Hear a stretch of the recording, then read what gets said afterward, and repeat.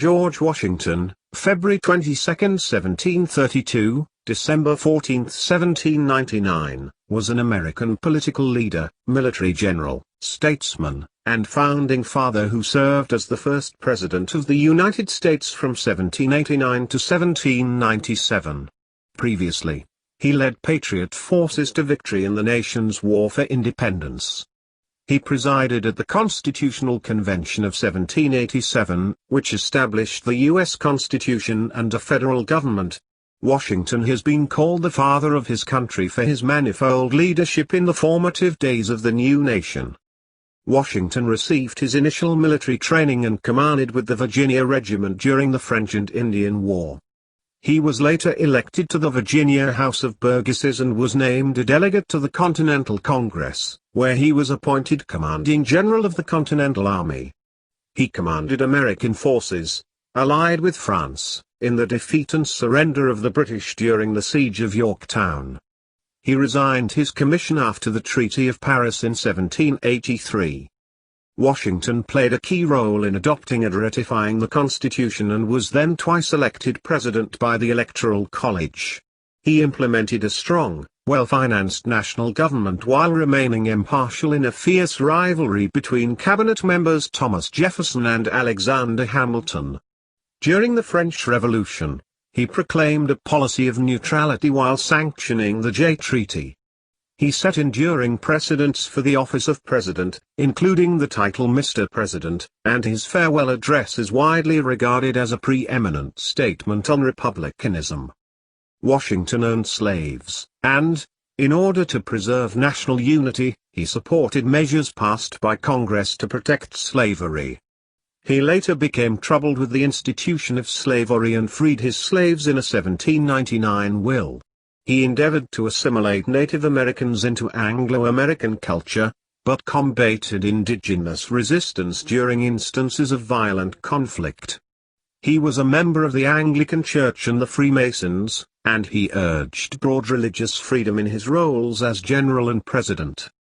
Upon his death, he was eulogized as first in war, first in peace, and first in the hearts of his countrymen. He has been memorialized by monuments, art, geographical locations, stamps, and currency, and many scholars and polls rank him among the greatest U.S. presidents. Early life, 1732 to 1752.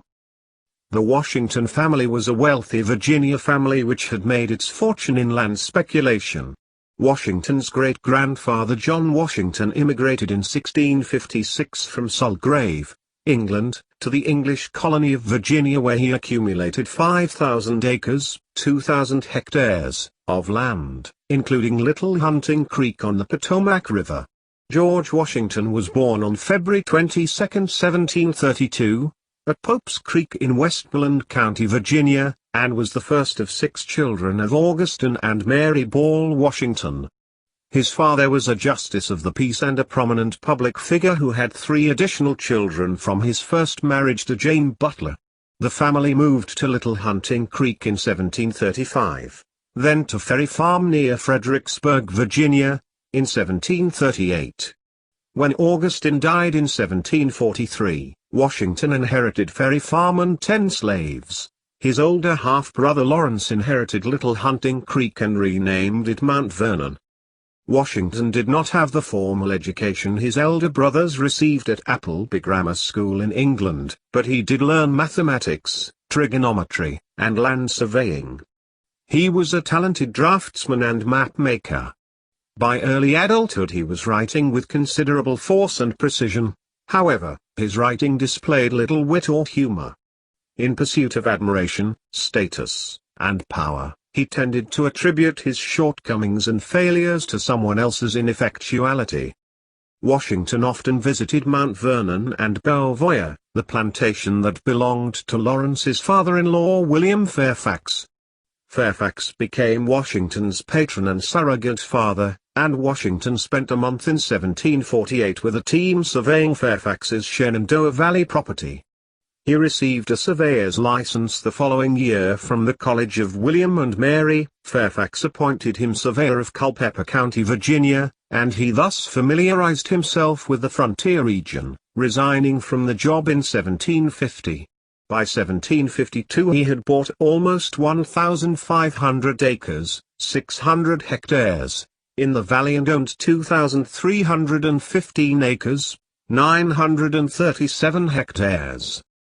In 1751 Washington made his only trip abroad when he accompanied Lawrence to Barbados, hoping the climate would cure his brother's tuberculosis. Washington contracted smallpox during that trip, which immunized him but left his face slightly scarred. Lawrence died in 1752, and Washington leased Mount Vernon from his widow. He inherited it outright after her death in 1761. Colonial military career, 1752 to 1758. Lawrence Washington's service as Adjutant General of the Virginia Militia inspired Georgia to seek a commission. Virginia's Lieutenant Governor Robert Dinwiddie appointed him as a major and as commander of one of the four militia districts.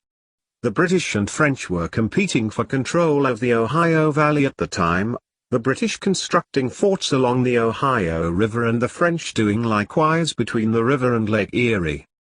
In October 1753, Dinwiddie appointed Washington as a special envoy to demand that the French vacate territory which the British had claimed.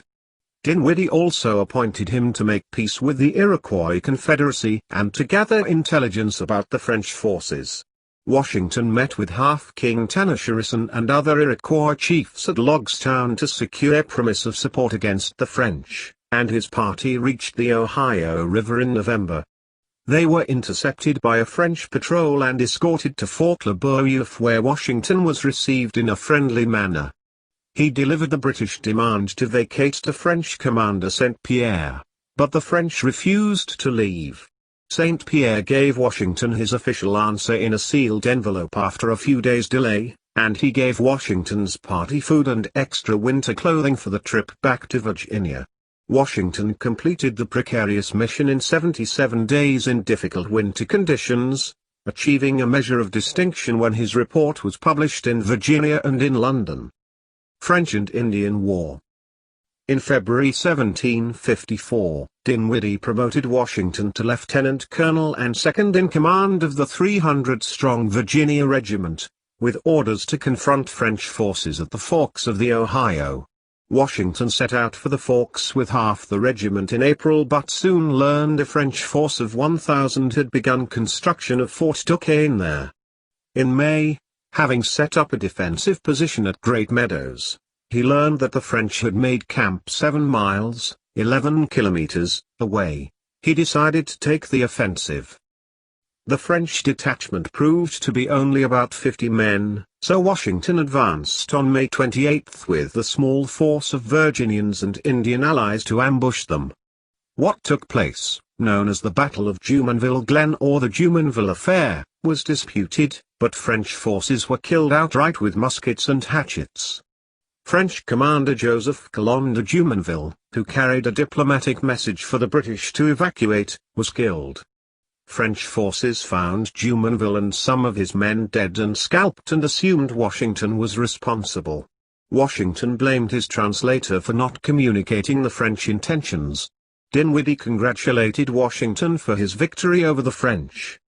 This incident ignited the French and Indian War, which later became part of the larger 7 Years' War.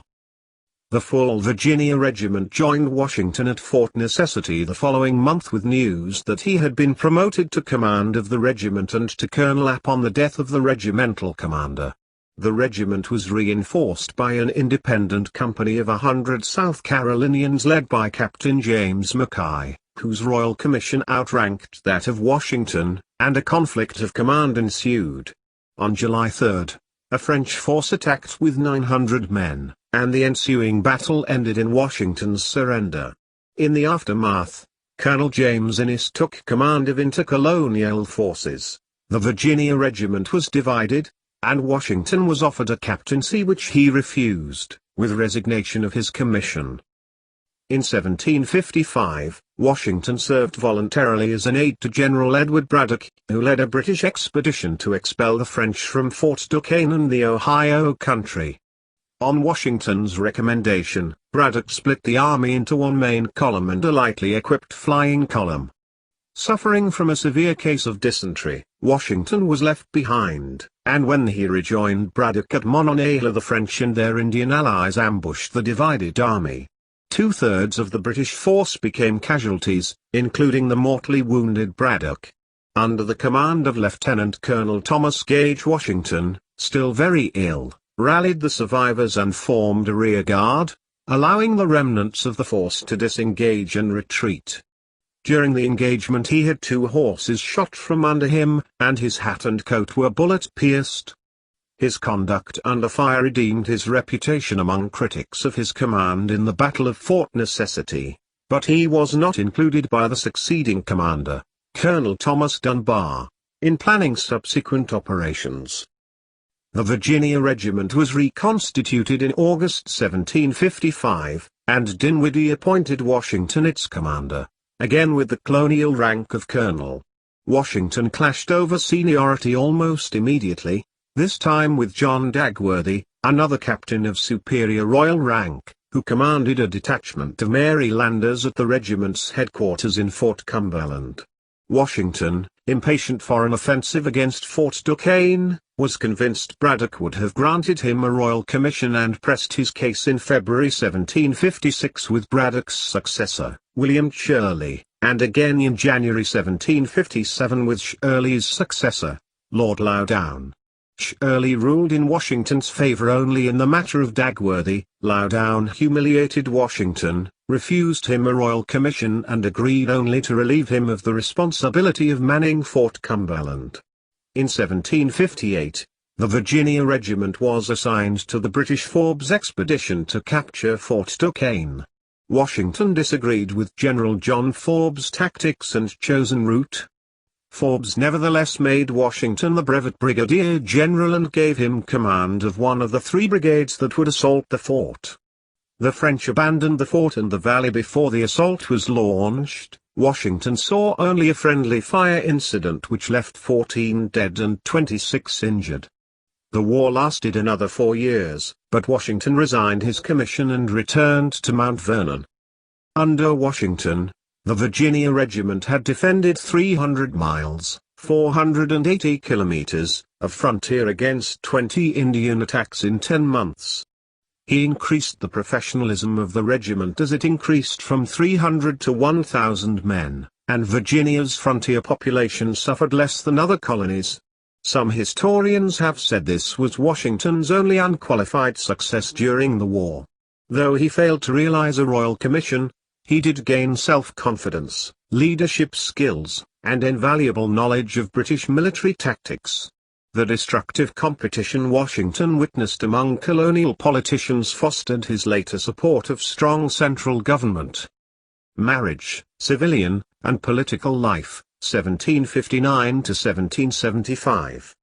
On January 6, 1759, Washington, at age 26, married Martha Dandridge Custis, the 27-year-old widow of wealthy plantation owner Daniel Park Custis. The marriage took place at Martha's estate. She was intelligent, gracious, and experienced in managing a planter's estate, and the couple created a happy marriage. They raised John Park Custis, Jackie, and Martha Park, Patsy, Custis, children from her previous marriage, and later their grandchildren Eleanor Park Custis, Nellie, and George Washington Park Custis, Washie. Washington's 1751 bout with smallpox is thought to have rendered him sterile, though it is equally likely Martha may have sustained injury during the birth of Patsy, her final child, making additional births impossible. They lamented the fact that they had no children together. They moved to Mount Vernon, near Alexandria, where he took up life as a planter of tobacco and wheat and emerged as a political figure. The marriage gave Washington control over Martha's 1/3 dower interest in the 18,000-acre, 7,300 hectares, Custis estate, and he managed the remaining 2/3 for Martha's children. The estate also included 84 slaves. He became one of Virginia's wealthiest men, which increased his social standing. At Washington's urging, Governor Lord Butler fulfilled Dinwiddie's 1754 promise of land bounties to all volunteer militia during the French and Indian War. In late 1770, Washington inspected the lands in the Ohio and Great Kanawha regions, and he engaged surveyor William Crawford to subdivide it. Crawford allotted 23,200 acres, 9,400 hectares, to Washington. Washington told the veterans that their land was hilly and unsuitable for farming, and he agreed to purchase 20,147 acres, 8,153 hectares, leaving some feeling they had been duped. He also doubled the size of Mount Vernon to 6,500 acres, 2,600 hectares, and increased its slave population to more than 100 by 1775. As a respected military hero and large landowner, Washington held local offices and was elected to the Virginia provincial legislature, representing Frederick County in the House of Burgesses for 7 years beginning in 1758. He plied the voters with beer, brandy, and other beverages, although he was absent while serving on the Forbes expedition. He won election with roughly 40% of the vote, defeating 3 other candidates with the help of several local supporters.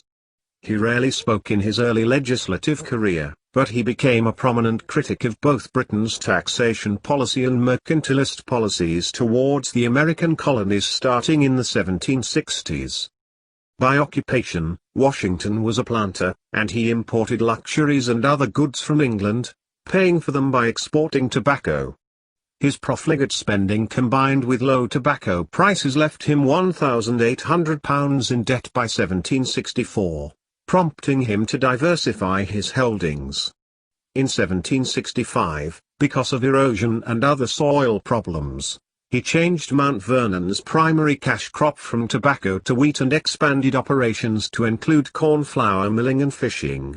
Washington also took time for leisure with fox hunting, fishing, dances, theater, cards, backgammon, and billiards. Washington soon was counted among the political and social elite in Virginia. From 1768 to 1775, he invited some 2,000 guests to his Mount Vernon estate, mostly those whom he considered people of rank. He became more politically active in 1769, presenting legislation in the Virginia Assembly to establish an embargo on goods from Great Britain. Washington's stepdaughter Patsy Custis suffered from epileptic attacks from age 12, and she died in his arms in 1773. The following day, he wrote to Burwell Bassett, "It is easier to conceive, than to describe, the distress of this family." He cancelled all business activity and remained with Martha every night for 3 months. Opposition to British Parliament. Further information: American Revolution, American Revolutionary War, and George Washington in the American Revolution. Washington played a central role before and during the American Revolution.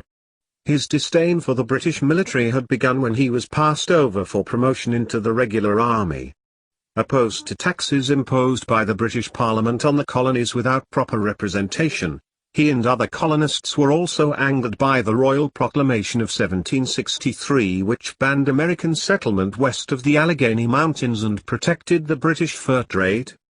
Washington believed the Stamp Act of 1765 was an act of oppression, and he celebrated its repeal the following year. In March 1766, Parliament passed the Declaratory Act asserting that parliamentary law superseded colonial law. Washington helped lead widespread protests against the Townshend Acts passed by Parliament in 1767, and he introduced a proposal in May 1769 drafted by George Mason which called Virginians to boycott British goods.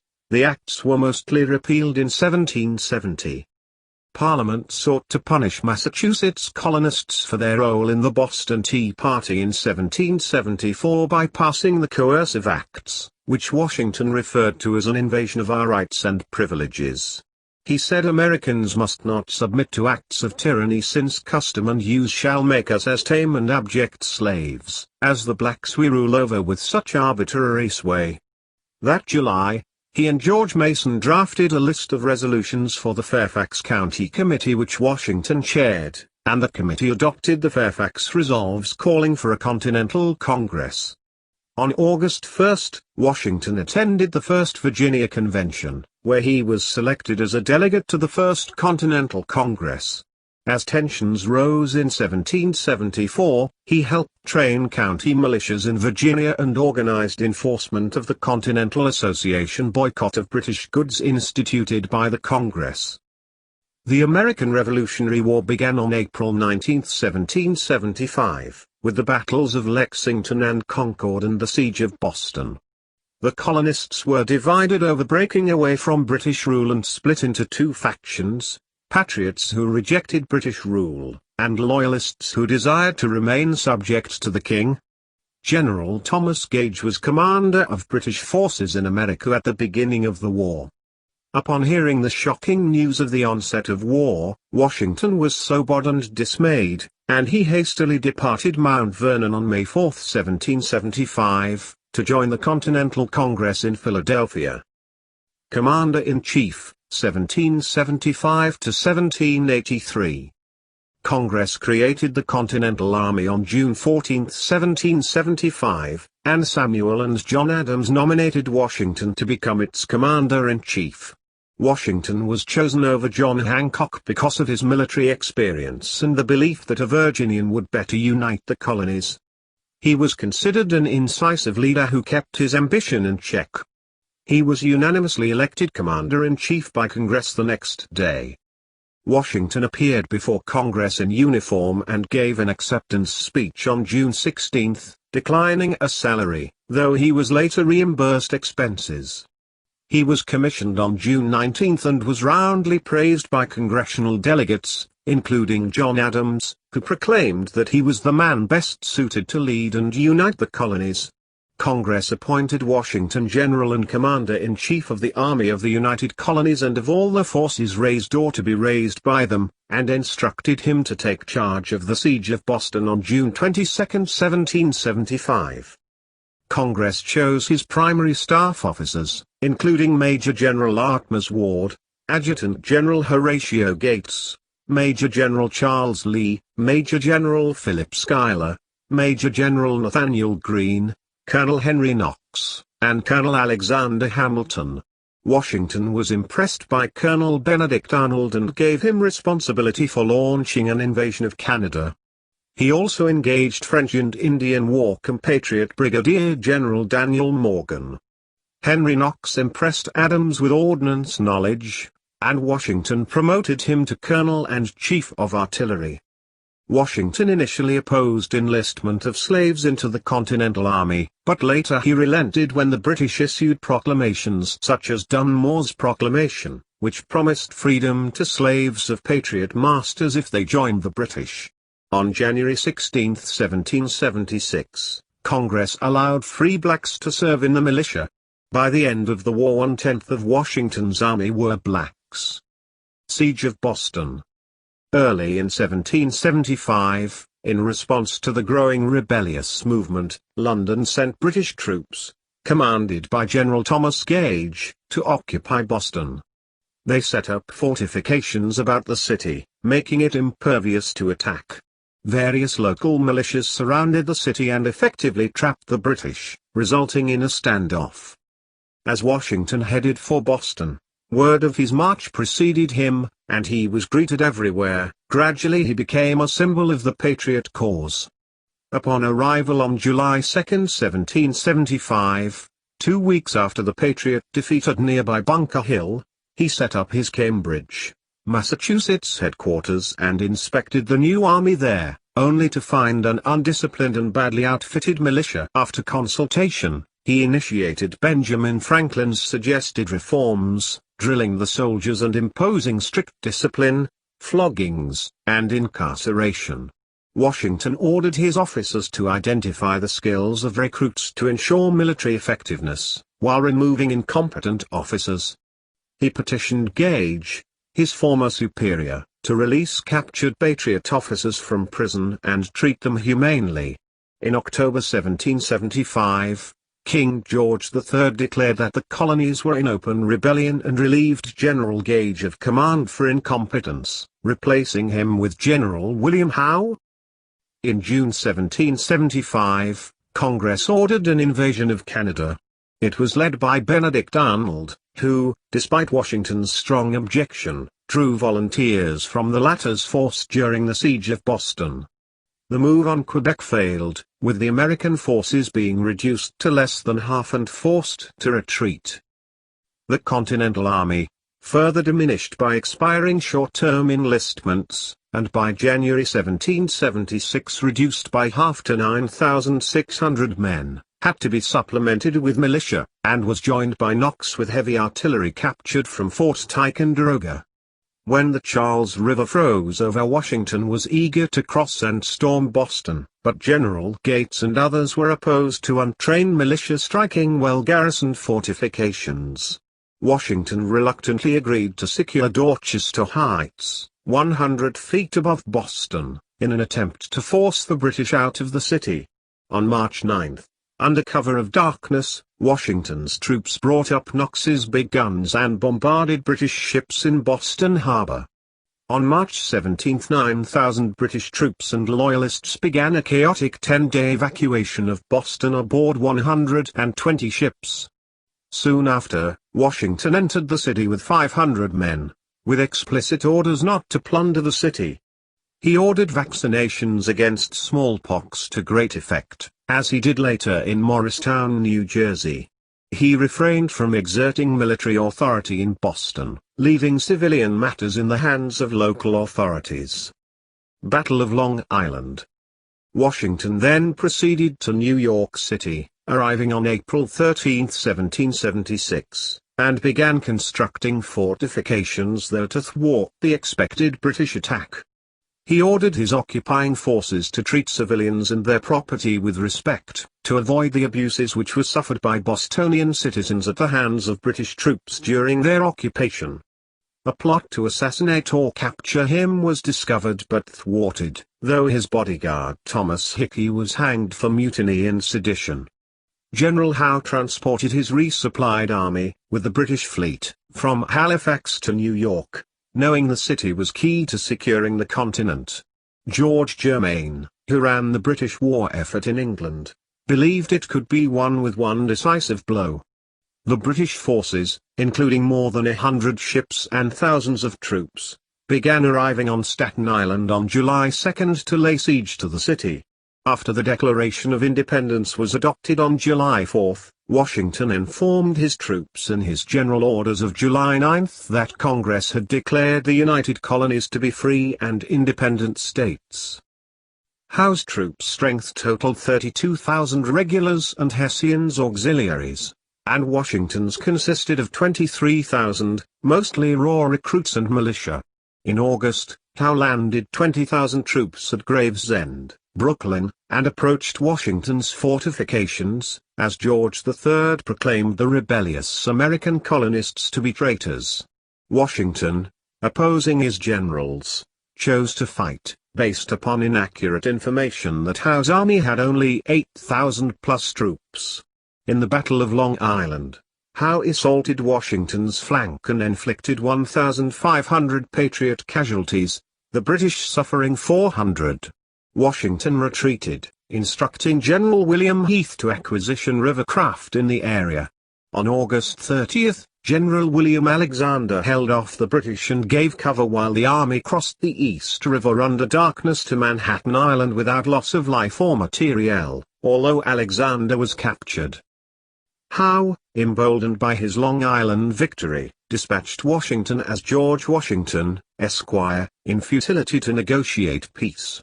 Washington declined, demanding to be addressed with diplomatic protocol, as general and fellow belligerent, not as a rebel, lest his men be hanged as such if captured. The Royal Navy bombarded the unstable earthworks on Lower Manhattan Island. Washington, with misgivings, heeded the advice of Generals Greene and Putnam to defend Fort Washington. They were unable to hold it, and Washington abandoned it despite General Lee's objections, as his army retired north to the White Plains. Howe's pursuit forced Washington to retreat across the Hudson River to Fort Lee to avoid encirclement.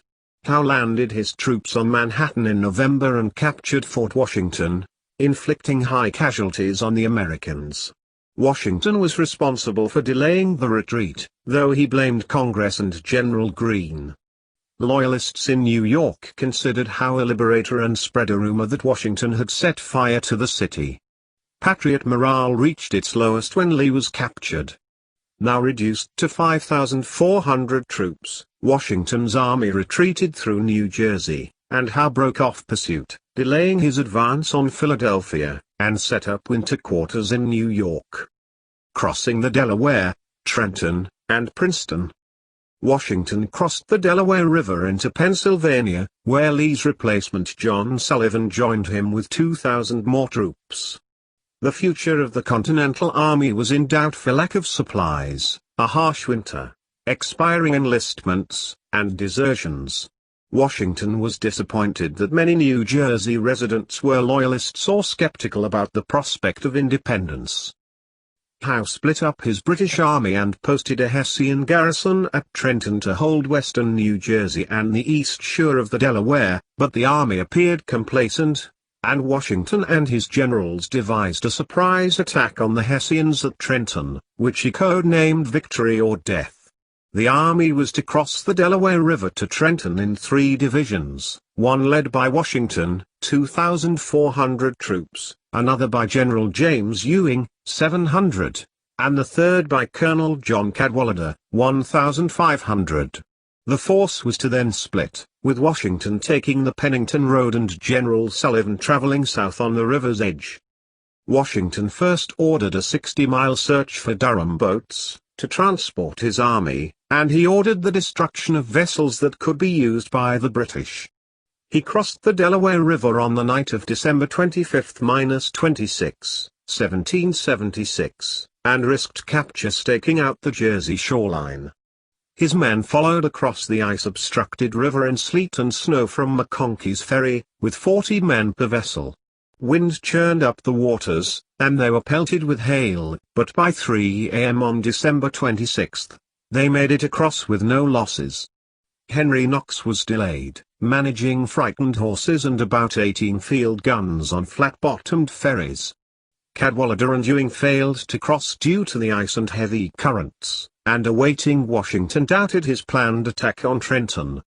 Once Knox arrived, Washington proceeded to Trenton, to take only his troops against the Hessians, rather than risk being spotted returning his army to Pennsylvania.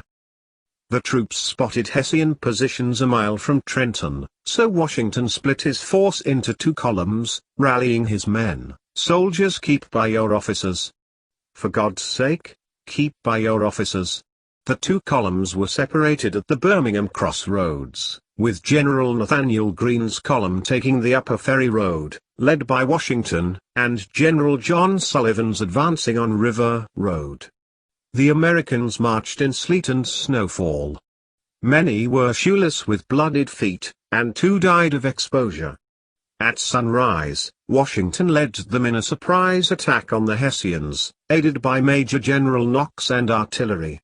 The Hessians had 22 killed, including Colonel Johann Rall, 83 wounded, and 850 captured with supplies. Washington retreated across the Delaware to Pennsylvania but returned to New Jersey on January 3, launching an attack on British regulars at Princeton, with 40 Americans killed or wounded and 273 British killed or captured. American generals Hugh Mercer and John Cadwalader were being driven back by the British when Mercer was mortally wounded. Then Washington arrived and led the men in a counterattack which advanced to within 30 yards, 27 meters, of the British line. Some British troops retreated after a brief stand, while others took refuge in Nassau Hall, which became the target of Colonel Alexander Hamilton's cannons. Washington's troops charged. The British surrendered in less than an hour, and 194 soldiers laid down their arms. Howe retreated to New York City where his army remained inactive until early the next year. Washington's depleted Continental Army took up winter headquarters in Morristown, New Jersey, while disrupting British supply lines and expelling them from parts of New Jersey. Washington later said the British could have successfully counterattacked his encampment before his troops were dug in. The British still controlled New York, and many Patriot soldiers did not re-enlist or deserted after the harsh winter campaign. Congress instituted greater rewards for re-enlisting and punishments for desertion in an effort to effect greater troop numbers. Strategically, Washington's victories were pivotal for the Revolution and quashed the British strategy of showing overwhelming force followed by offering generous terms. In February 1777, word reached London of the American victories at Trenton and Princeton, and the British realized the Patriots were in a position to demand unconditional independence. Brandywine, Germantown, and Saratoga. In July 1777, British General John Burgoyne led the Saratoga campaign south from Quebec through Lake Champlain and recaptured Fort Ticonderoga with the objective of dividing New England, including control of the Hudson River. But General Howe in British-occupied New York blundered, taking his army south to Philadelphia rather than up the Hudson River to join Burgoyne near Albany. Meanwhile, Washington and Gilbert du Motier, Marquis de Lafayette, rushed to Philadelphia to engage Howe and were shocked to learn of Burgoyne's progress in upstate New York, where the Patriots were led by General Philip Schuyler and successor Horatio Gates. Washington's army of less experienced men were defeated in the pitched battles at Philadelphia. Howe outmaneuvered Washington at the Battle of Brandywine on September 11, 1777, and marched unopposed into the nation's capital at Philadelphia. A Patriot attack failed against the British at Germantown in October. Major General Thomas Conway prompted some members of Congress, referred to as the Conway Cabal, to consider removing Washington from command because of the losses incurred at Philadelphia. Washington's supporters resisted and the matter was finally dropped after much deliberation. Once the plot was exposed, Conway wrote an apology to Washington, resigned, and returned to France. Washington was concerned with Howe's movements during the Saratoga campaign to the north, and he was also aware that Burgoyne was moving south toward Saratoga from Quebec. Washington took some risks to support Gates' army, sending reinforcements north with Generals Benedict Arnold, his most aggressive field commander, and Benjamin Lincoln. On October 7, 1777, Burgoyne tried to take Bemis Heights but was isolated from support by Howe. He was forced to retreat to Saratoga and ultimately surrendered after the battles of Saratoga. As Washington suspected, Gates' victory emboldened his critics. Biographer John Alden maintains, it was inevitable that the defeats of Washington's forces and the concurrent victory of the forces in Upper New York should be compared. The admiration for Washington was waning, including little credit from John Adams. British Commander Howe resigned in May 1778, left America forever, and was replaced by Sir Henry Clinton. Valley Forge and Monmouth. Washington's army of 11,000 went into winter quarters at Valley Forge north of Philadelphia in December 1777. They suffered between 2,000 and 3,000 deaths in the extreme cold over 6 months, mostly from disease and lack of food, clothing, and shelter. Meanwhile, the British were comfortably quartered in Philadelphia, paying for supplies in pounds sterling, while Washington struggled with a devalued American paper currency. The woodlands were soon exhausted of game, and by February morale and increased desertions ensued. Washington made repeated petitions to the Continental Congress for provisions. He received a congressional delegation to check the Army's conditions, and expressed the urgency of the situation, proclaiming, "Something must be done. Important alterations must be made." He recommended that Congress expedite supplies, and Congress agreed to strengthen and fund the Army's supply lines by reorganizing the commissary department. By late February, supplies began arriving. Baron Friedrich Wilhelm von Steuben's incessant drilling soon transformed Washington's recruits into a disciplined fighting force, and the revitalized army emerged from Valley Forge early the following year. Washington promoted von Steuben to Major General and made him Chief of Staff. In early 1778, the French responded to Burgoyne's defeat and entered into a treaty of alliance with the Americans. The Continental Congress ratified the treaty in May, which amounted to a French declaration of war against Britain.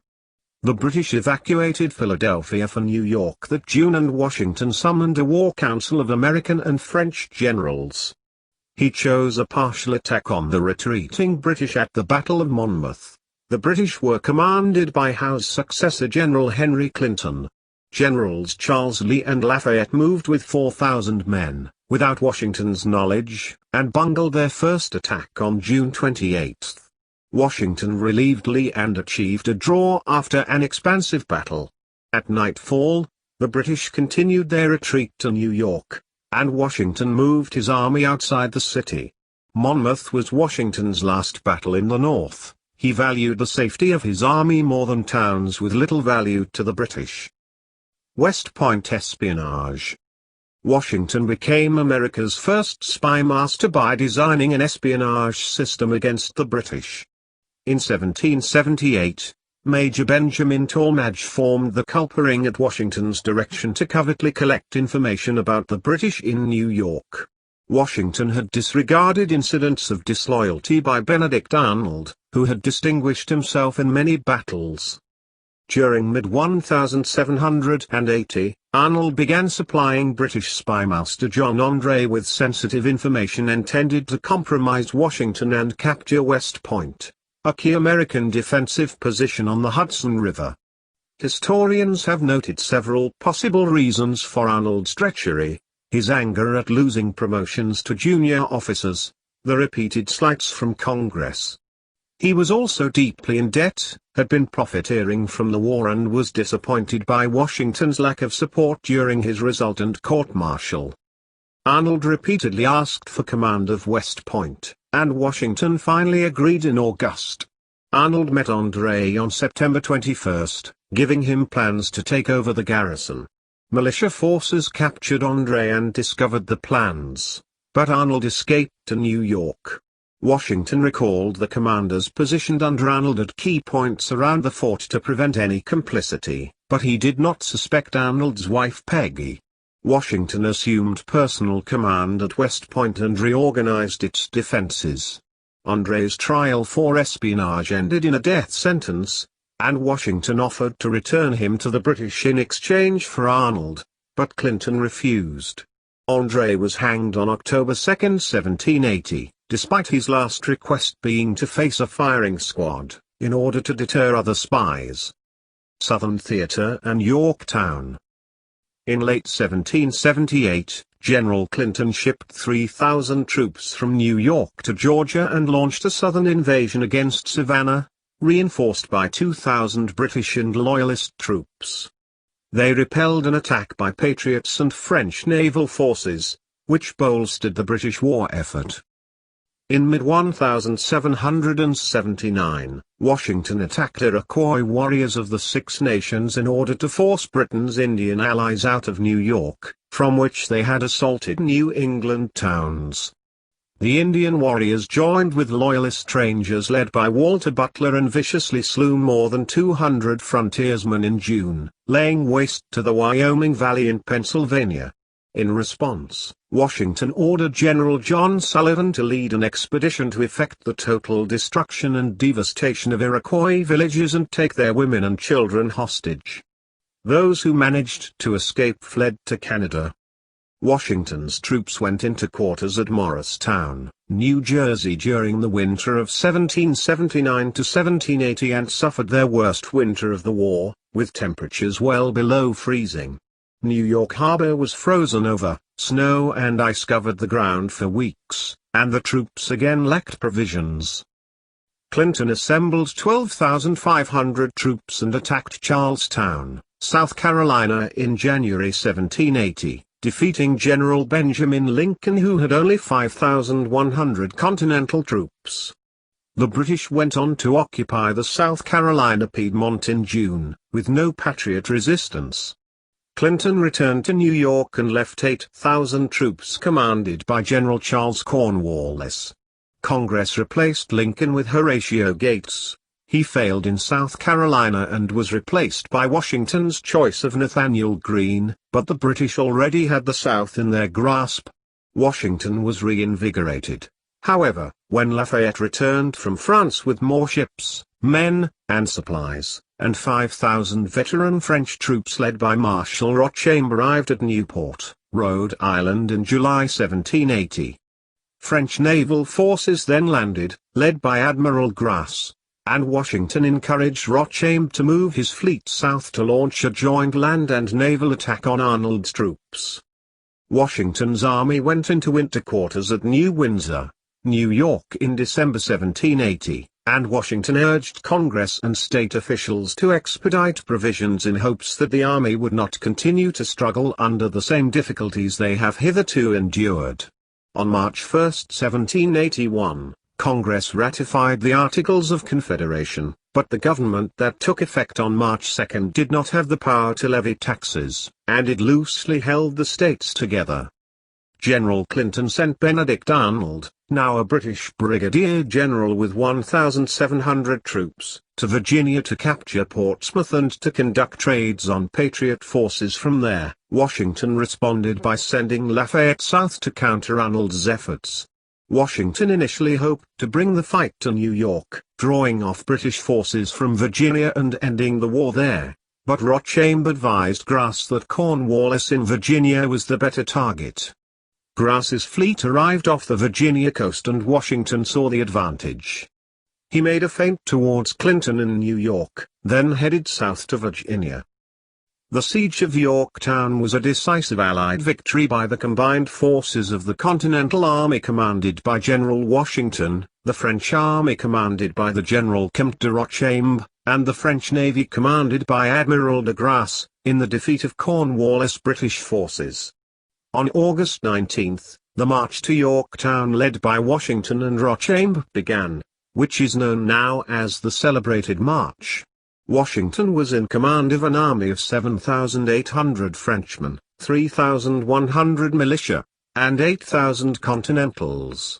Lacking in experience in siege warfare, Washington often deferred judgment to Rochambe, effectively putting him in command. However, Rochambe never challenged Washington's authority. By late September, Patriot French forces completely surrounded Yorktown, trapped the British army, and prevented British reinforcements from Clinton in the north, while the French Navy emerged victorious at the Battle of the Chesapeake.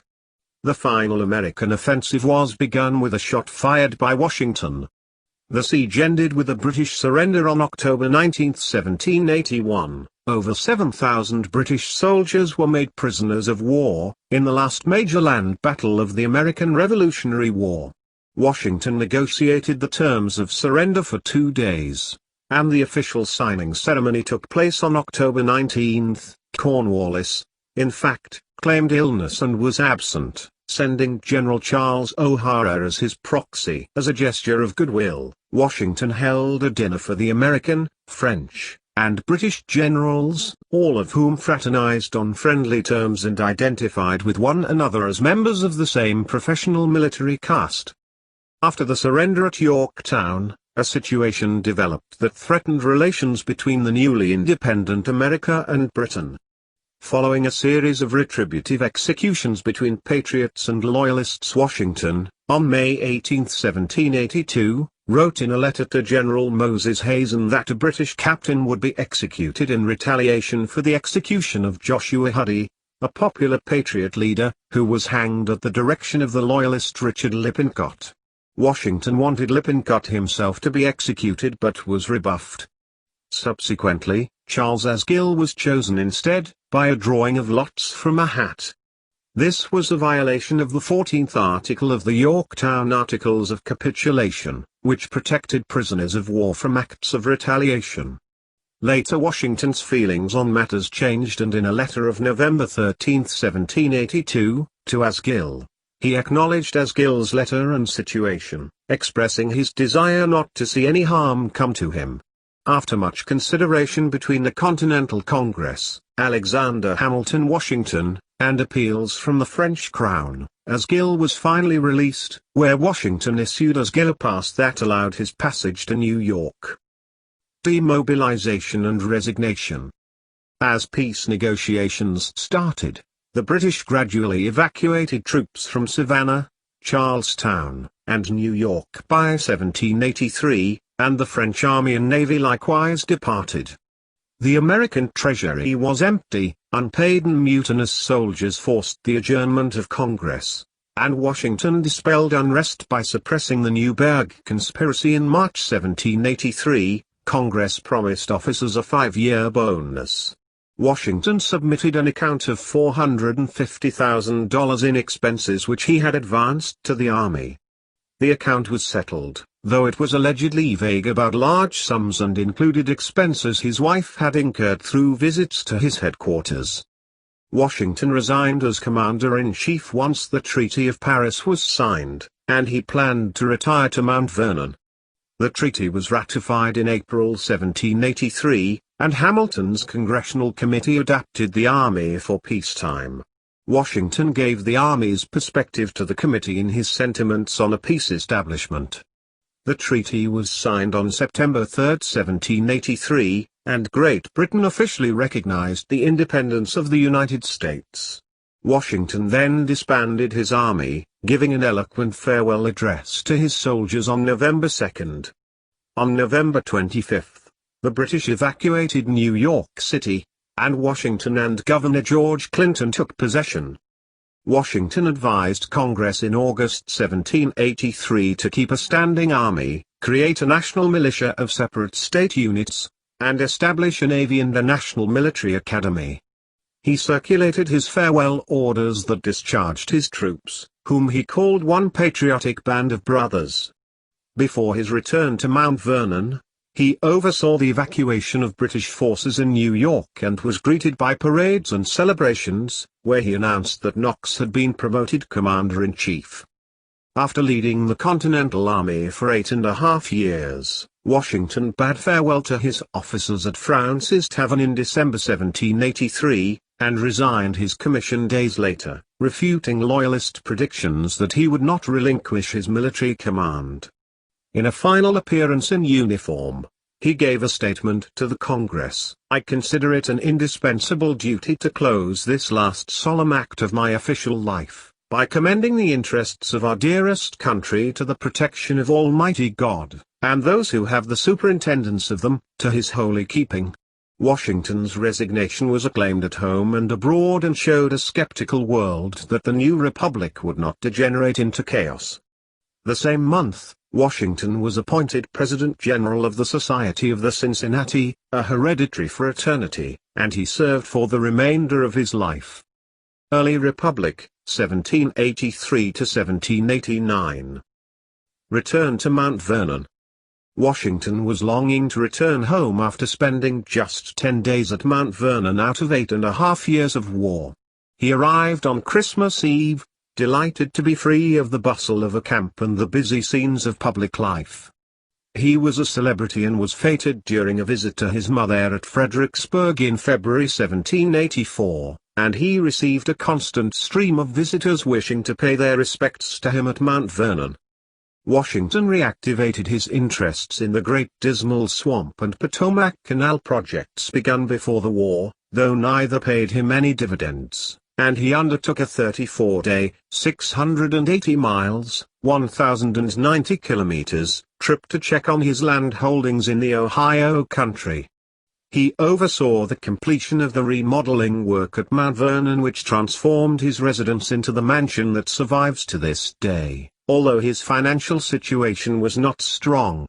Creditors paid him in depreciated wartime currency, and he owed significant amounts in taxes and wages. Mount Vernon had made no profit during his absence, and he saw persistently poor crop yields due to pestilence and weather. His estate recorded its 11th year running at a deficit in 1787, and there was little prospect of improvement. Washington undertook a new landscaping plan and succeeded in cultivating a range of fast-growing trees and shrubs that were native to North America. Constitutional Convention of 1787. Before returning to private life in June 1783, Washington called for a strong union. Though he was concerned that he might be criticized for meddling in civil matters, he sent a circular letter to all the states maintaining that the Articles of Confederation was no more than a rope of sand linking the states.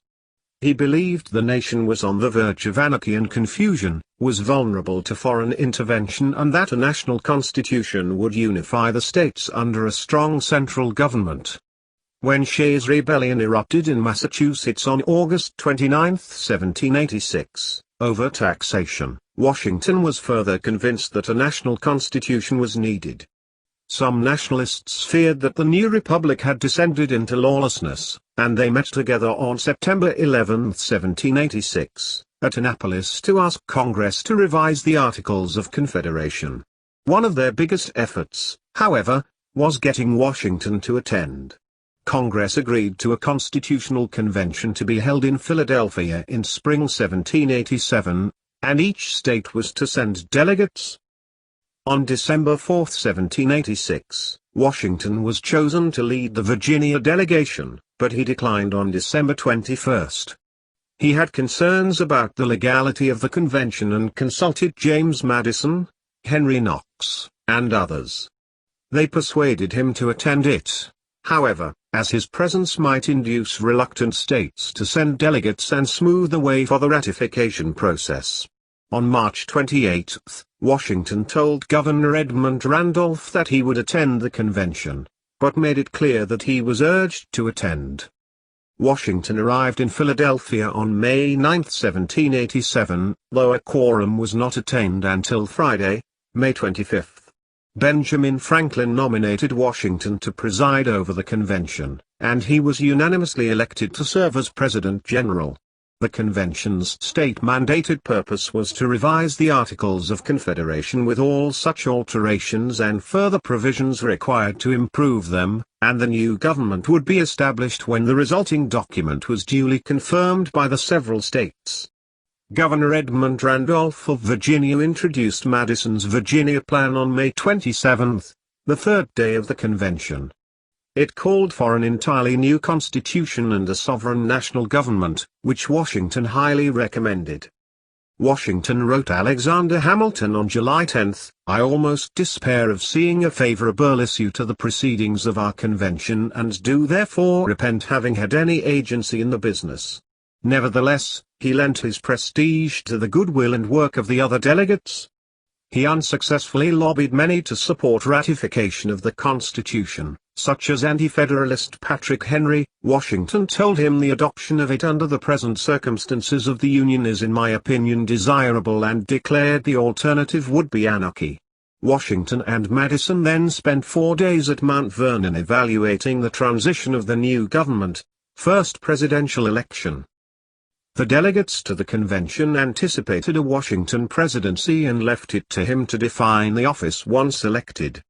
The state electors under the Constitution voted for the president on February 4, 1789, and Washington suspected that most Republicans had not voted for him. The mandated March 4 date passed without a congressional quorum to count the votes, but a quorum was reached on April 5. The votes were tallied the next day, and Congressional Secretary Charles Thomson was sent to Mount Vernon to tell Washington he had been elected president.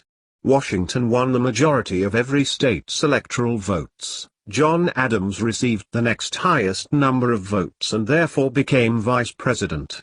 Washington had anxious and painful sensations about leaving the domestic felicity of Mount Vernon, but departed for New York City on April 16 to be inaugurated.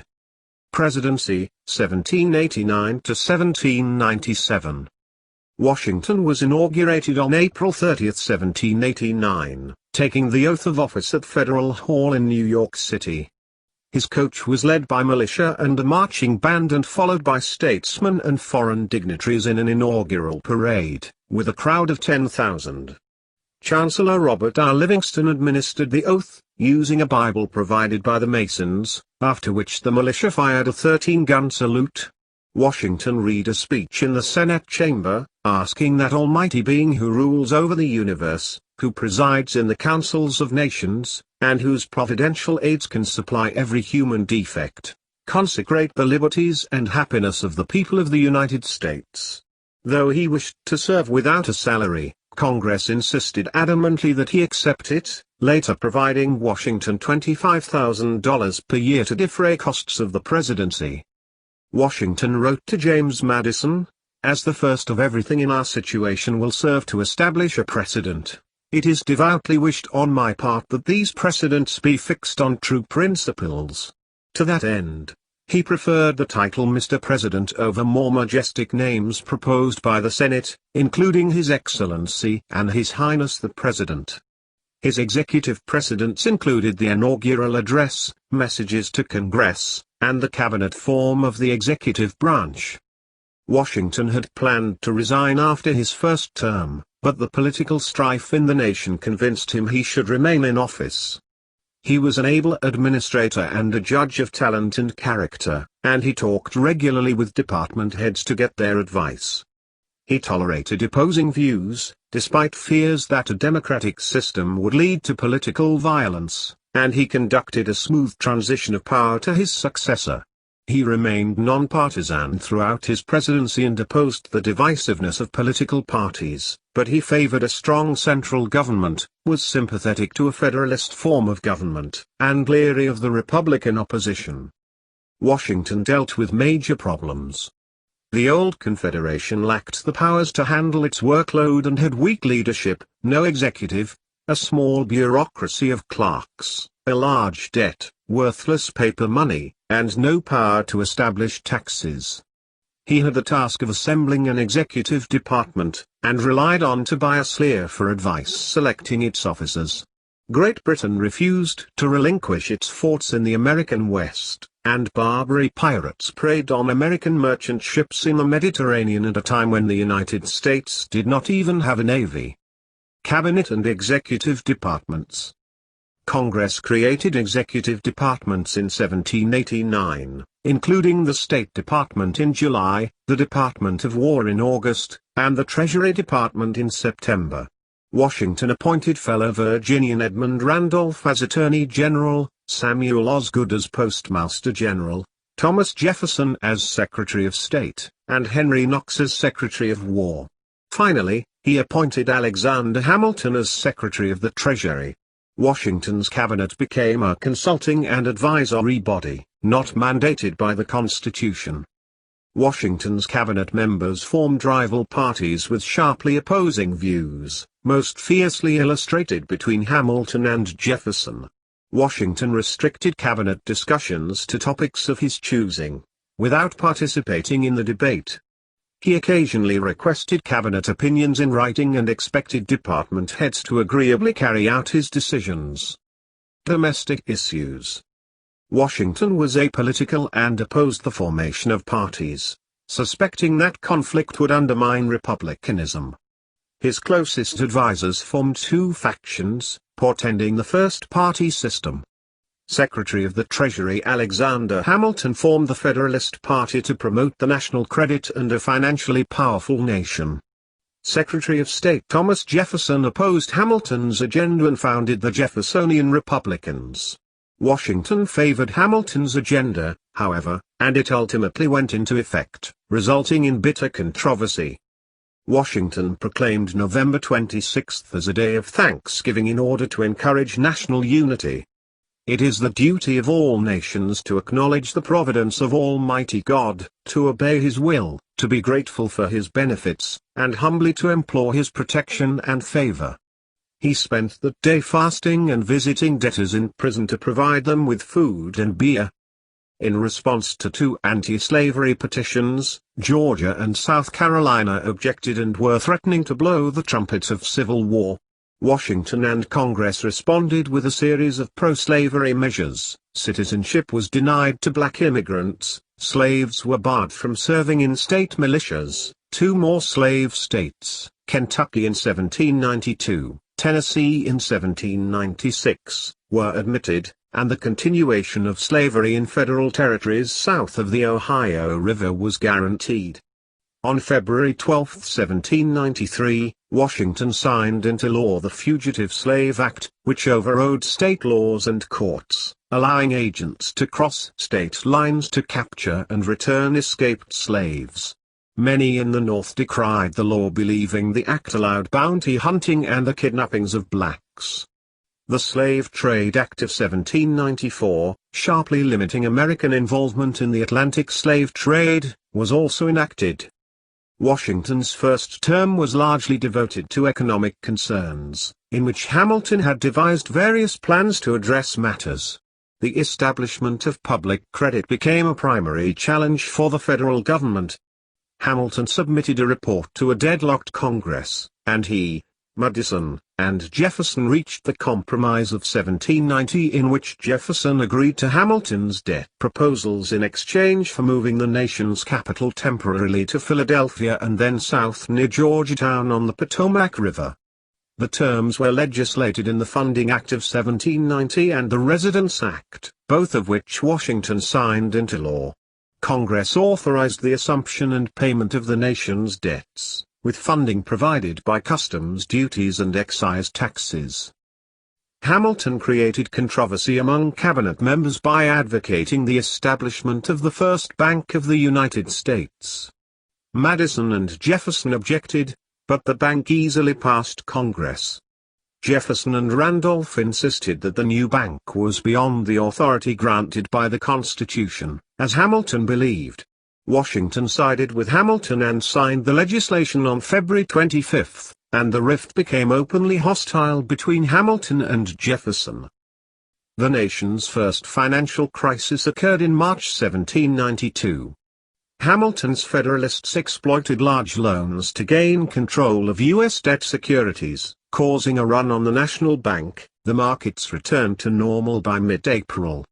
Jefferson believed Hamilton was part of the scheme, in spite of Hamilton's efforts to ameliorate, and Washington again found himself in the middle of a feud. Jefferson-Hamilton feud.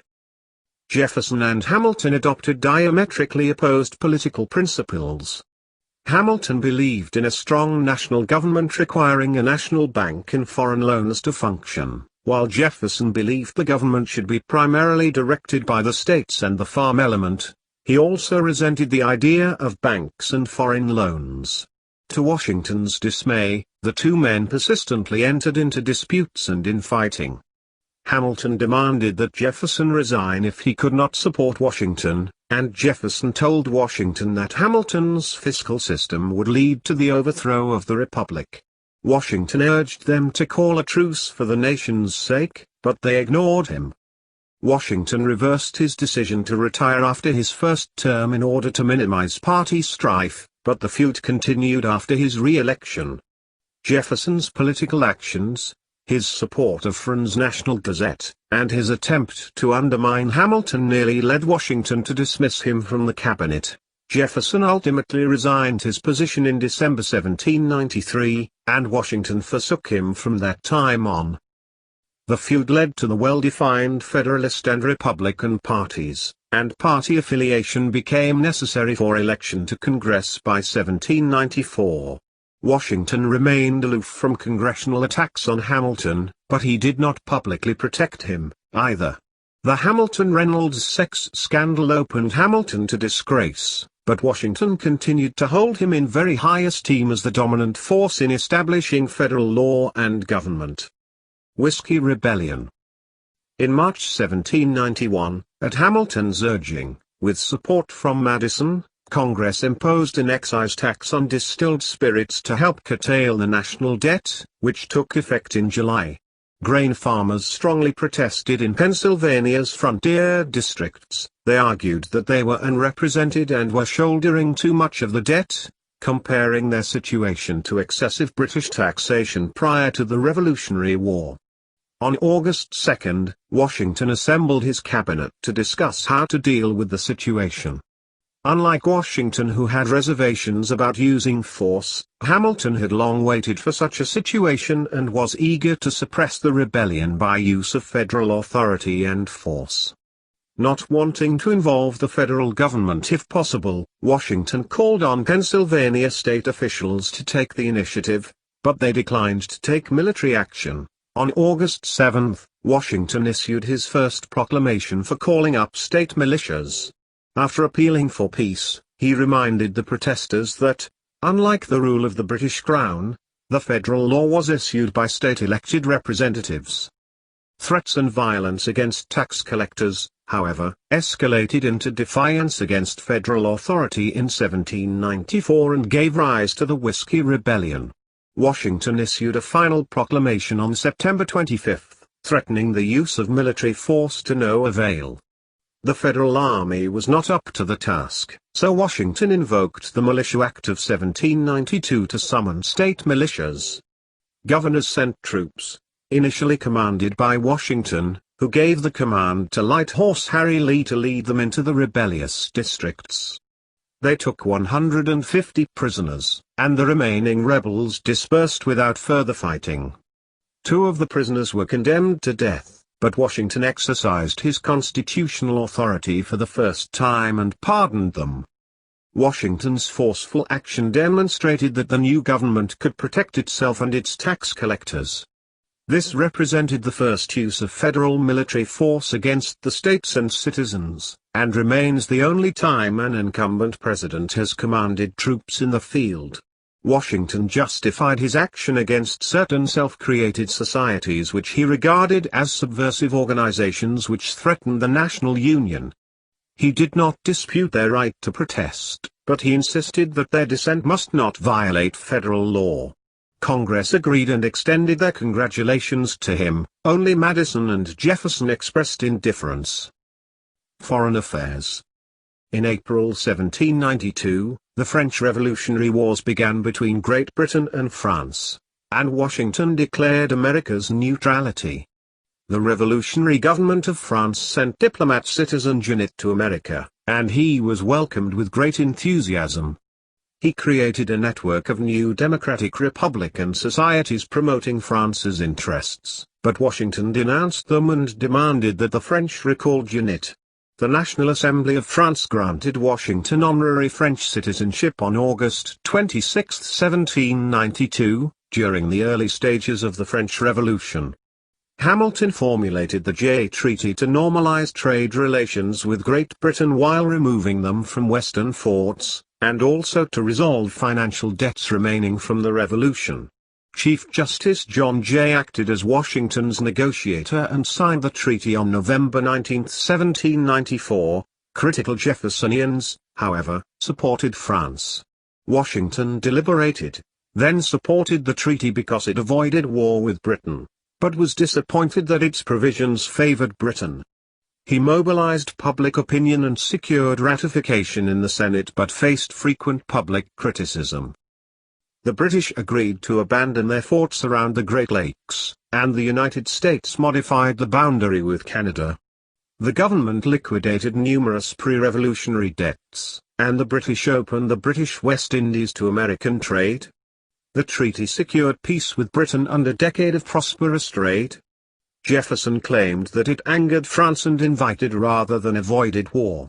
Relations with France deteriorated afterwards, leaving succeeding President John Adams with prospective war. James Monroe was the American minister to France, but Washington recalled him for his opposition to the treaty. The French refused to accept his replacement Charles Cotesworth Pinckney, and the French Directory declared the authority to seize American ships 2 days before Washington's term ended. Native American affairs. Ronja now describes Washington as always trying to be even-handed in dealing with the natives. He states that Washington hoped they would abandon their itinerant hunting life and adapt to fixed agricultural communities in the manner of white settlers.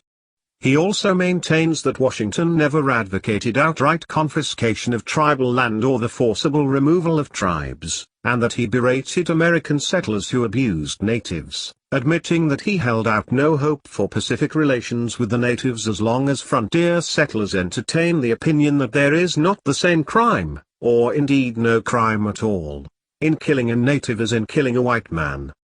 By contrast, Colin G. Calloway writes that Washington had a lifelong obsession with getting Indian land, either for himself or for his nation, and initiated policies and campaigns that had devastating effects in Indian country. The growth of the nation, Calloway has stated, demanded the dispossession of Indian people. Washington hoped the process could be bloodless and that Indian people would give up their lands for a fair price and move away. But if Indians refused and resisted, as they often did, he felt he had no choice but to extirpate them, and that the expeditions he sent to destroy Indian towns were therefore entirely justified. During the fall of 1789, Washington had to contend with the British refusing to evacuate their forts in the northwest frontier and their concerted efforts to incite hostile Indian tribes to attack American settlers. The Northwest tribes under Miami Chief Little Turtle allied with the British Army to resist American expansion, and killed 1,500 settlers between 1783 and 1790. Washington decided that the government of the United States are determined that their administration of Indian affairs shall be directed entirely by the great principles of justice and humanity, and provided that their land interests should be negotiated by treaties. The administration regarded powerful tribes as foreign nations, and Washington even smoked a peace pipe and drank wine with them at the Philadelphia Presidential House. He made numerous attempts to conciliate them. He equated killing indigenous peoples with killing whites and sought to integrate them into European American culture. Secretary of War Henry Knox also attempted to encourage agriculture among the tribes. In the Southwest, negotiations failed between federal commissioners and raiding Indian tribes seeking retribution. Washington invited Creek Chief Alexander McGillivray and 24 leading chiefs to New York to negotiate a treaty and treated them like foreign dignitaries. Knox and McGillivray concluded the Treaty of New York on August 7, 1790 in Federal Hall, which provided the tribes with agricultural supplies and McGillivray with the rank of Brigadier General Army and a salary of $1,500. In 1790, Washington sent Brigadier General Josiah Harmer to pacify the Northwest tribes, but Little Turtle routed him twice and forced him to withdraw. The Western Confederacy of Tribes used guerrilla tactics and were an effective force against the sparsely manned American army. Washington sent Major General Arthur St. Clair from Fort Washington on an expedition to restore peace in the territory in 1791. On November 4, St. Clair's forces were ambushed and soundly defeated by tribal forces with few survivors, despite Washington's warning of surprise attacks. Washington was outraged over what he viewed to be excessive Native American brutality and execution of captives, including women and children. St. Clair resigned his commission, and Washington replaced him with the Revolutionary War hero General Anthony Wayne. From 1792 to 1793, Wayne instructed his troops on Native American warfare tactics and instilled discipline which was lacking under St. Clair. In August 1794, Washington sent Wayne into tribal territory with authority to drive them out by burning their villages and crops in the Maumee Valley. On August 24, the American army under Wayne's leadership defeated the Western Confederacy at the Battle of Fallen Timbers, and the Treaty of Greenville in August 1795 opened up two-thirds of the Ohio country for American settlement. Second term. Originally Washington had planned to retire after his first term, while many Americans could not imagine anyone else taking his place. After nearly 4 years as president, and dealing with the infighting in his own cabinet and with partisan critics, Washington showed little enthusiasm in running for a second term, while Martha also wanted him not to run. James Madison urged him not to retire, that his absence would only allow the dangerous political rift in his cabinet, and in the House, to worsen. Jefferson also pleaded with him not to retire and agreed to drop his attacks on Hamilton, or he would also retire if Washington did. Hamilton maintained that Washington's absence would be deplored as the greatest evil to the country at this time. Washington's close nephew George Augustine Washington, his manager at Mount Vernon, was critically ill and had to be replaced, further increasing Washington's desire to retire and return to Mount Vernon. When the election of 1792 neared, Washington did not publicly announce his presidential candidacy but silently consented to run, to prevent a further political personal rift in his cabinet. The Electoral College unanimously elected him president on February 13, 1793, and John Adams as vice president by a vote of 77 to 50. Washington, with nominal fanfare, arrived alone at his inauguration in his carriage. Sworn into office by Associate Justice William Cushing on March 4, 1793 in the Senate Chamber of Congress Hall in Philadelphia, Washington gave a brief address and then immediately retired to his Philadelphia presidential house, weary of office and in poor health. On April 22, 1793, during the French Revolution, Washington issued his famous Neutrality Proclamation and was resolved to pursue a conduct friendly and impartial toward the belligerent powers while he warned Americans not to intervene in the international conflict. Although Washington recognized France's revolutionary government, he would eventually ask French Minister to America Citizen Genet be recalled over the Citizen Genet affair. Genet was a diplomatic troublemaker who was openly hostile toward Washington's neutrality policy. He procured 4 American ships as privateers to strike at Spanish forces, British allies, in Florida while organizing militias to strike at other British possessions, but his efforts failed to draw America into the foreign campaigns during Washington's presidency. On July 31, 1793 Jefferson submitted his resignation from Washington's cabinet. Washington signed the Naval Act of 1794 and commissioned the first 6 federal frigates to combat Barbary pirates. In January 1795, Hamilton, who desired more income for his family, resigned office and was replaced by Washington appointment Oliver Wolcott, Jr. Washington and Hamilton remained friends. However, Washington's relationship with his Secretary of War Henry Knox deteriorated. Knox resigned office on the rumor he profited from construction contracts on U.S. frigates. In the final months of his presidency, Washington was assailed by his political foes and a partisan press who accused him of being ambitious and greedy, while he argued that he had taken no salary during the war and had risked his life in battle. He regarded the press as a disuniting, diabolical force of falsehoods, sentiments that he expressed in his farewell address. At the end of his second term, Washington retired for personal and political reasons, dismayed with personal attacks, and to ensure that a truly contested presidential election could be held. He did not feel bound to a 2-term limit, but his retirement set a significant precedent. Washington is often credited with setting the principle of a 2-term presidency, but it was Thomas Jefferson who first refused to run for a 3rd term on political grounds. Farewell Address.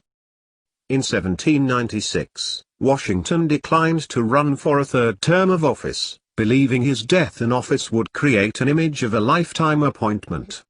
The precedent of a 2-term limit was created by his retirement from office. In May 1792, in anticipation of his retirement, Washington instructed James Madison to prepare a valedictory address, an initial draft of which was entitled the Farewell Address. In May 1796, Washington sent the manuscript to his Secretary of Treasury Alexander Hamilton, who did an extensive rewrite, while Washington provided final edits. On September 19, 1796, David Claypool's American Daily Advertiser published the final version of the address. Washington stressed that national identity was paramount, while a united America would safeguard freedom and prosperity. He warned the nation of 3 eminent dangers: regionalism, partisanship, and foreign entanglements, and said the name of American, which belongs to you, in your national capacity, must always exalt the just pride of patriotism, more than any appellation derived from local discriminations. Washington called for men to move beyond partisanship for the common good, stressing that the United States must concentrate on its own interests. He warned against foreign alliances and their influence in domestic affairs and against bitter partisanship and the dangers of political parties. He counseled friendship and commerce with all nations, but advised against involvement in European wars. He stressed the importance of religion, asserting that religion and morality are indispensable supports in a republic. Washington's address favored Hamilton's Federalist ideology and economic policies. Washington closed the address by reflecting on his legacy. Though in reviewing the incidents of my administration I am unconscious of intentional error, I am nevertheless too sensible of my defects not to think it probable that I may have committed many errors. Whatever they may be, I fervently beseech the Almighty to avert or mitigate the evils to which they may tend. I shall also carry with me the hope that my country will never cease to view them with indulgence, and that, after 45 years of my life dedicated to its service with an upright zeal, the faults of incompetent abilities will be consigned to oblivion, as myself must soon be to the mansions of rest. After initial publication, many Republicans, including Madison, criticized the address and believed it was an anti-French campaign document. Madison believed Washington was strongly pro-British. Madison also was suspicious of who authored the address. In 1839, Washington biographer Jared Sparks maintained that Washington's farewell address was printed and published with the laws, by order of the legislatures, as an evidence of the value they attached to its political precepts, and of their affection for its author. In 1972, Washington scholar James Flexner referred to the farewell address as receiving as much acclaim as Thomas Jefferson's Declaration of Independence and Abraham Lincoln's Gettysburg Address. In 2010, historian Ron Juneau reported the farewell address proved to be one of the most influential statements on republicanism. Retirement, 1797 to 1799. Washington retired to Mount Vernon in March 1797 and devoted time to his plantations and other business interests, including his distillery. His plantation operations were only minimally profitable, and his lands in the West, Piedmont, were under Indian attacks and yielded little income, with the squatters there refusing to pay rent. He attempted to sell these but without success. He became an even more committed Federalist. He vocally supported the Alien and Sedition Acts and convinced Federalist John Marshall to run for Congress to weaken the Jeffersonian hold on Virginia. Washington grew restless in retirement, prompted by tensions with France, and he wrote to Secretary of War James McHenry offering to organize President Adams' army. In a continuation of the French Revolutionary Wars, French privateers began seizing American ships in 1798, and relations deteriorated with France and led to the Quasi-War. Without consulting Washington, Adams nominated him for a lieutenant general commission on July 4, 1798 and the position of commander-in-chief of the armies. Washington chose to accept, replacing James Wilkinson, and he served as the commanding general from July 13, 1798 until his death 17 months later. He participated in planning for a provisional army, but he avoided involvement in details. In advising McHenry of potential officers for the army, he appeared to make a complete break with Jefferson's Democratic Republicans. You could as soon scrub the black or white, as to change the principles of a professed Democrat, and that he will leave nothing unattempted to overturn the government of this country. Washington delegated the active leadership of the army to Hamilton, a major general. No army invaded the United States during this period, and Washington did not assume a field command. Washington was thought to be rich because of the well-known glorified facade of wealth and grandeur at Mount Vernon, but nearly all his wealth was in the form of land and slaves rather than ready cash. To supplement his income he erected a distillery for substantial whiskey production. Historians estimate that the estate was worth about $1 million in 1799, equivalent to $15,065,000 in 2019. He bought land parcels to spur development around the new federal city that was named in his honor. and he sold individual lots to middle-income investors rather than multiple lots to large investors, believing they would more likely commit to making improvements. Final days and death. On December 12, 1799, Washington inspected his farms on horseback in snow and sleet. He returned home late for dinner but refused to change out of his wet clothes, not wanting to keep his guests waiting. He had a sore throat the following day but again went out in freezing, snowy weather to mark trees for cutting. That evening, he complained of chest congestion, but was still cheerful. On Saturday, he awoke to an inflamed throat and difficulty breathing, so he ordered Estate Overseer George Rawlins to remove nearly a pint of his bloodletting being a common practice of the time. His family summoned Doctors James Craik, Gustavus Richard Brown, and Elisha C. Dick. Dr. William Thornton arrived some hours after Washington died. Dr. Brown thought Washington had quinsy. Dr. Dick thought the condition was a more serious violent inflammation of the throat.